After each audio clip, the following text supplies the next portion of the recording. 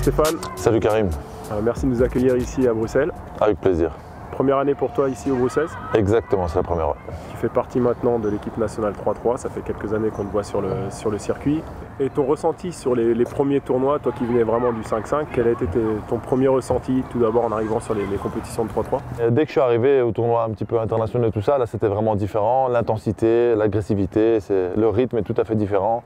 Ça m'a vraiment surpris et j'ai vraiment apprécié.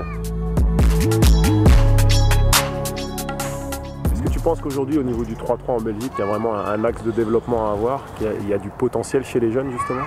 Exactement, je pense qu'on a beaucoup de potentiel quand on voit qu'on a les moins de 18 ans il y a quelques années qui étaient champions du monde. Nous aussi, avec les seniors, on s'est qualifié pour les championnats d'Europe.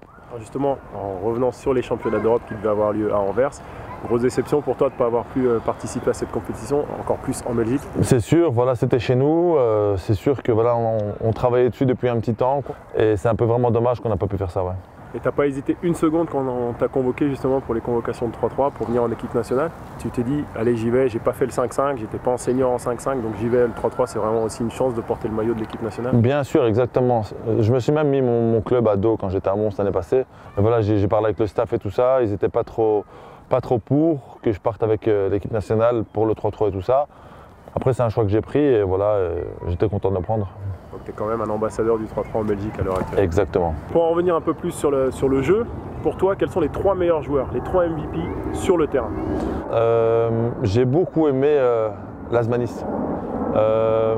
Boulut aussi, là, le Serbe. Un gars que j'ai beaucoup aimé aussi, c'était Bronchard. Charlie Bronchard, il m'a vraiment bien marqué, l'intensité. Et quels sont pour toi les 3 MVP hors terrain? Donc on peut parler d'ambianceur un peu, on va se lâcher. Le premier c'est moi, ça c'est sûr. Dominique Gentil, exceptionnel. Dominique, Angelo et Bronchard pour moi. Ouais. Si tu pouvais résumer pour toi, l'esprit 3-3 c'est quoi? L'esprit 3-3 c'est une guerre je pense. C'est pas le talent qui va faire les résultats, c'est vraiment l'envie. Et ceux qui vont se battre le plus et rester ensemble le plus longtemps possible. Et je pense que c'est ça qui crée vraiment quelque chose de différent. C'est pour ça que moi ça me convient bien parce que voilà, moi j'ai beaucoup joué en rue aussi en tant que gamin. Puis en 5-5 j'ai fait une grosse formation en Belgique. Et donc je pense que c'est grâce à ça aussi que je m'y retrouve un petit peu. C'est un mélange un peu de la rue. Et aussi il faut un minimum de QI basket pour s'y retrouver, quoi. Et pour finir, comment tu vois l'avenir du 3-3 en Belgique aujourd'hui? L'avenir du 3-3, je pense que ça va être de mieux en mieux, chez nous en tout cas. On était vraiment bien pris au sérieux. Et donc voilà, maintenant je pense qu'en Belgique ça va être de mieux en mieux structuré.